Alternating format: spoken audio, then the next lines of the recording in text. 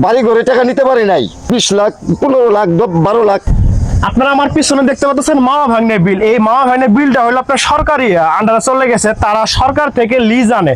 এই ভাই সরকার থেকে লিজ আনছে, আনার পর একটা বিশাল সমস্যা হয়েছে। কি সমস্যা তো শুনবো, ভিডিওটা শেষ পর্যন্ত দেখুন।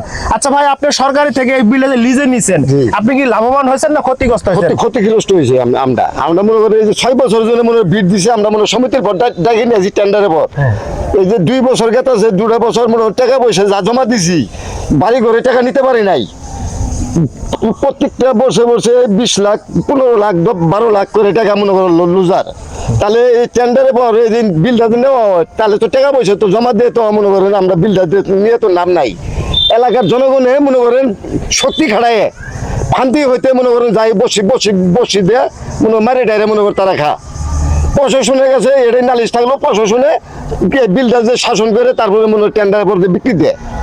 আসলে উনি বলতে চাচ্ছে যে এই বিলটা ওনারা সরকারের কাছ থেকে টাকা দিয়ে নিয়ে আসছে, কিন্তু এলাকার লোক তারা প্রভাব খাটিয়ে বড়শি দিয়ে জাল দিয়ে তারা এই মাছগুলো মেরে নেয়, যার কারণে এই ভাই ক্ষতিগ্রস্ত হয়ে গেছে।